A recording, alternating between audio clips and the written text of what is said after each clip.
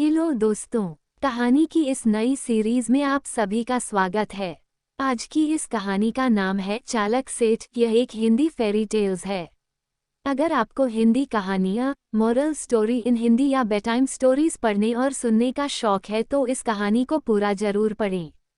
चमनपुर नाम के एक छोटे से गांव में सोनू नाम का एक गरीब लकड़हारा रहता था। वह रोज सुबह जंगल में लकड़ी काटने के लिए जाया करता था। एक दिन सोनू, अरे भाई, आज तो जंगल की सारी लकड़ियों को काट ही दूंगा। हाँ, इन्हें बेचकर जो भी पैसे आएंगे उर्मिला को उनसे एक ताज़ा मछली लाकर दूंगा। बेचारी कब से बोल रही है, खुश हो जाएगी। हाँ, सोनू की इस आस में कि ज़्यादा लकड़ी काटकर ज़्यादा पैसे कमा लूंगा। लकड़ी काटते काटते शाम हो जाती है।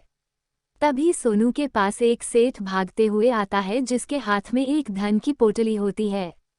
सेठ, अरे भाई, मुझे जल्दी से कहीं छुपा दो, मेरे पीछे कुछ लुटेरे डाकू पड़े हैं। जल्दी करो। सोनू, सेठ जी, आप चिंता मत कीजिए, जल्दी से उस बड़े पेड़ के पीछे छुप जाइए। सेठ पेड़ के पीछे छुप जाता है। तभी वहां 4 लुटेरे डाकू आ जाते हैं। डाकुओं का सरदार, क्यों रे? क्या तूने यहाँ किसी सेठ को भागते हुए देखा है? बता हमें। सोनू, नहीं नहीं डाकू महाराज, मैंने तो किसी भी सेठ को यहाँ से भागते हुए नहीं देखा। तभी एक डाकू जो तोतला होता है, तोतला डाकू, अली लकड़हारे, तुम तो थत बोल लए हो ना। उस ठेठ के हाथों में ऐद दन की तोतली भी थी। अगर तूने हमें धूत बोला तो तुम्हारी थैर नहीं, समझे तुम? हम लुटेरे दातू हैं। लुटेरे दातू हैं सोनू। डाकू भाई, जरा धीरे धीरे बोलोगे तो समझ में आ जाएगा। मुंह से सुपारी थूक दो ना। तोतला डाकू, साले, मेला मजाक बनाता है। तू लुक, मैं अभी बताता हूँ तेले को। जल्दी से उस्ताद को ठेठ का पता बता। सोनू, नहीं नहीं डाकू महाराज, मैं सच बोल रहा हूँ। मैंने यहाँ से किसी भी सेठ को भागते हुए नहीं देखा है जिनके हाथों में धन की पोटली हो। लगता है आप जिस सेठ की बात कर रहे हैं वो किसी और दिशा में चला गया होगा।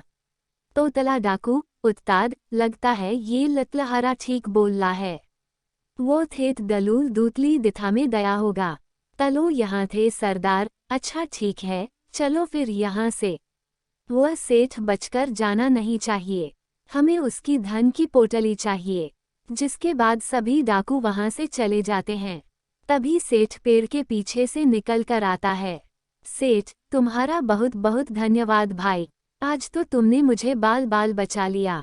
सोनू, लेकिन सेठ जी, आप उन लुटेरों से इस तरह भाग क्यों रहे थे और वो डाकू आपके ही पीछे क्यों पड़े हैं?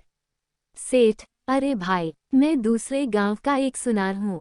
आज मेरी दुकान पर कुछ लुटेरे डाकुओं ने मेरा धन लूटने के लिए हमला कर दिया। बड़ी मुश्किल से मैं अपनी जान बचाकर भागा और जितना भी धन मेरे पास था सब इस पोटली में बांध लिया और भागते भागते जंगल में आ गया। लुटेरे डाकू भी मेरा पीछा करते करते यहाँ तक आ गए। वो मुझसे मेरे धन की पोटली छीनना चाहते हैं। सोनू, सेठ जी, वो डाकू आपको ही क्यों ढूंढ रहे हैं? यहाँ आपका ज्यादा समय तक रुकना ठीक नहीं होगा। आप मेरे साथ मेरे घर चलिए। जिसके बाद वह सेठ सोनू के साथ उसके घर जाता है। तभी सोनू की पत्नी उर्मिला कहती है, उर्मिला जी, आ गए आप। मैंने आपसे कहा था ना, मुझे आज मच्छी ही खानी है। और यह क्या, आप किसे अपने साथ ले आए हैं जी? तभी सोनू अपनी पत्नी को सारी बात बताता है। तभी सोनू की पत्नी सेठ के हाथों में धन की पोटली देती है और उसके मन में सेठ के धन को लेकर लालच आ जाता है। उर्मिला, अरे वाह, इस सेठ की धन की पोटली में तो बहुत धन लगता है। अगर यह धन मेरे पास आ जाए तो कितना अच्छा होगा ना। आय हाय, मेरे तो मजे ही आ जाएंगे। उर्मिला, अरे सेठ जी, आप चिंता मत कीजिए, आप यहाँ हमारे घर में रुक सकते हैं। लेकिन यहाँ अगर लुटेरे डाकू आ गए तो आपके इस धन की पोटली को तो वो लूट कर ले जाएंगे।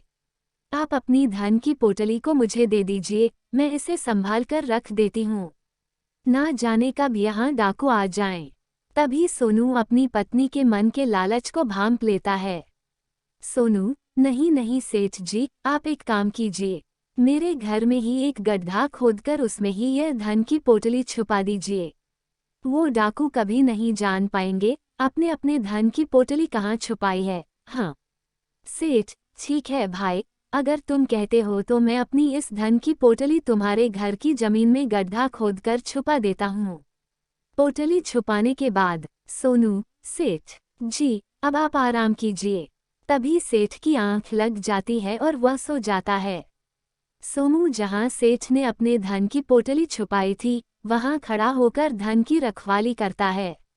सोनू, अगर सेठ की धन की पोटली डाकू ले गए तो सेठ के धन के साथ साथ लकड़ी बेचकर साल भर की जमा पहुंची मेरी भी लूट ले जाएंगे। नहीं नहीं, मैं ऐसा नहीं होने दे सकता। इसके बाद सोनू एक पोटली में अपना धन वही जंगल में छुपा देता है जहां वह लकड़ियां काटा करता था। वहीं जमीन में गड्ढा खोदकर वह धन छुपा देता है और वापस अपने घर आ जाता है। थोड़ी देर बाद सोनू के घर पर चारों लुटेरे डाकू आ जाते हैं। डाकुओं का सरदार, अरे ओ लकड़हारे, तूने हमें धोखा दिया। वह सेठ तेरे ही घर आया था, अब बता वह कहाँ है। अब हम तुझे नहीं छोड़ेंगे। हाँ, लुटेरे डाकुओं का सरदार नाम है मेरा। अच्छे अच्छे की टाय टाय फिस कर देता हूँ और तू मुझसे ही होशियारी करने चला था। सोनू डाकू की यह बात सुनकर हैरान हो जाता है। अपने आसपास देखता है तो उसे कहीं भी सेठ नजर नहीं आता। सोनू मन में सेठ जी कहाँ चले गए, लगता है वो सेठ जी भाग गए। अब ये लुटेरे डाकू मुझे नहीं छोड़ेंगे। तोतला डाकू, थरदार, लगता है ये ऐथे नहीं बताएगा थेत कहाँ है। गांव के लोगों ने थेत को इथा के थाथ ही देखा था। चलो थरकार, इथे उठाकर अपने थाथ लिए तलो। सोनू, नहीं नहीं डाकू महाराज, मुझे नहीं पता कि वो सेठ कहाँ है। उसकी धन की पोटली कहाँ है, मुझे नहीं पता सरकार। वह सेठ थोड़ी देर पहले यहीं तो था लेकिन अब मुझे नहीं पता वह कहाँ गया। डाकू महाराज, माफ कर दीजिए मुझे। तभी सोनू की पत्नी उर्मिला वहां आती है और डाकुओं के सरदार से कहती है, उर्मिला, नहीं नहीं, छोड़ दीजिए इन्हें, यह मेरे पति हैं, इन्होंने कुछ नहीं किया। मैं आपको बताती हूँ, आपको सेठ के धन की पोटली ही चाहिए ना। धन की पोटली यहाँ मेरे घर में जमीन के नीचे गड़ी दफन है।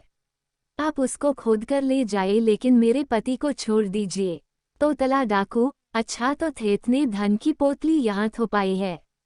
उत्ताद, मैं बोलता हूँ, जल्दी ते जमीन खोदकर निकाल दीजिए धन की पोटली।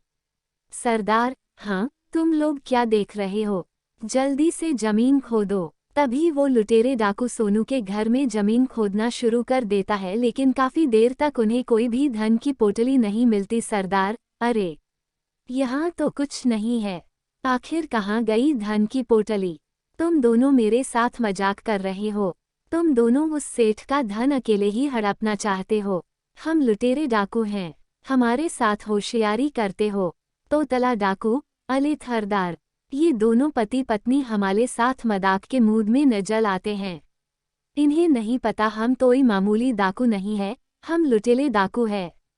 तोतला डाकू, देखो तुम दोनों सीधे सीधे बता दो कहाँ छुपा रखा है थेत का धन, वरना तुम दोनों अपनी दान से हाथ धो बैठोगे। तभी वहां पर सेठ आ जाता है। सेठ को देखकर सोनू और उसकी पत्नी हैरान रह जाते हैं। तोतला डाकू, अच्छा हुआ थेत दो तुम यहाँ आ गए, वरना हमारे उत्ताद तुम्हें तहीं ते भी ढूंढ निकालते। सेठ, डाकू महाराज, आप इन दोनों मासूम पति पत्नी को छोड़ दीजिए, उन्हें नहीं मालूम कि मैंने अपना धन कहाँ छुपाया है। जब सोनू की आंख लग गई थी तो मैं खुद ही उठकर अपने धन की रखवाली करने लगा। उसी समय मैंने तुम्हें आता देख लिया, इसलिए मैं अपने धन की पोटली उठाकर वहां से भाग गया। तुम चलो मेरे साथ डाकू महाराज, मैं आपको अपने धन की पोटली देता हूँ लेकिन सोनू और उसकी पत्नी को छोड़ दो। इसके बाद सेठ और सोनू उन चारों डाकुओं के साथ उस जंगल में जाते हैं जहां सोनू लकड़ी काटा करता था। तोतला डाकू, थेत थत थत बता, कहाँ छुपाया है अपना धन, जल्दी बता, दिमाग की थोती मत कर, बता रहा हूँ। सेठ, डाकू महाराज, मैंने अपने धन की पोटली यहाँ जंगल में जमीन के नीचे छुपा दी थी, तुम मेरे धन की पोटली निकाल कर ले जाओ। सोनू सेठ की यह बात सुनकर बहुत हैरान रह जाता है, क्योंकि यह तो वही जगह है जहां पर सोनू ने अपना धन छुपाया था। सरदार, अच्छा हमसे होशियारी करता है। हम लुटेरे डाकू है। हाँ सेठ, अब देख हम तेरा सारा धन ले जाएंगे। हा हा हा। तभी डाकू जंगल में जमीन खोदकर वह धन की पोटली निकालते हैं। सोनू ये देखकर हैरान रह जाता है, क्योंकि वह तो सोनू की ही धन की पोटली थी। सोनू मन में, हे भगवान, ये तो मेरी ही वर्षों की मेहनत से जमा किया हुआ धन था, लेकिन सेठ इसे अपना धन क्यों बता रहा है। हे भगवान, अब मैं क्या करूँगा। इस सेठ ने तो मेरे साथ धोखा किया है। हाय हाय, विस्मयादिबोधक चिन्ह। अब तो मेरे पास कुछ भी नहीं बचेगा। तोतला डाकू, अरे वाह वाह, हमें तो माल मिल गया। देखो थरकार, ये रहा थेत का धन सरदार। हाँ, अब चलो यहाँ से। ये धन तो हमारे लिए काफी पर्याप्त है। आखिरकार हमने सेठ का धन लूट लिया। हा हा हा। इसके बाद वो डाकू वहां से सेठ की धन की पोटली लेकर वहां से चले जाते हैं। सोनू, सेठ जी, आपने ऐसा क्यों किया। आपने अपना धन ना देकर उन लुटेरे डाकुओं को मेरी मेहनत से जमा की हुई पोटली को ले जाने दिया और अपना काफी धन ना जाने कहाँ छुपा दिया। यह आपने अच्छा नहीं किया सेठ जी। अब मैं क्या करूँगा। सेठ, अरे अरे सोनू, तुम दुखी मत हो, मैंने तुम्हारे साथ कोई अन्याय नहीं किया है। जब तुम यहाँ इस जंगल में अपना धन छुपाने आए थे, उसी वक्त मेरी आंख खुल गई और मैं तुम्हारा पीछा करता करता यहाँ आ गया था। मैंने सब देख लिया था, लेकिन जैसे ही मैं तुम्हारे घर वापस जा रहा था तो मैंने देखा कि वही लुटेरे डाकू गांव के कुछ लोगों से तुम्हारे घर का पता पूछ रहे थे। मैं जान गया था कि अब यह मुझे ढूंढते ढूंढते तुम्हारे घर ही आएंगे, इसलिए डाकुओं के तुम्हारे घर पहुंचने से पहले अपना छुपाया हुआ धन तुम्हारे घर से निकाल कर ले गया था।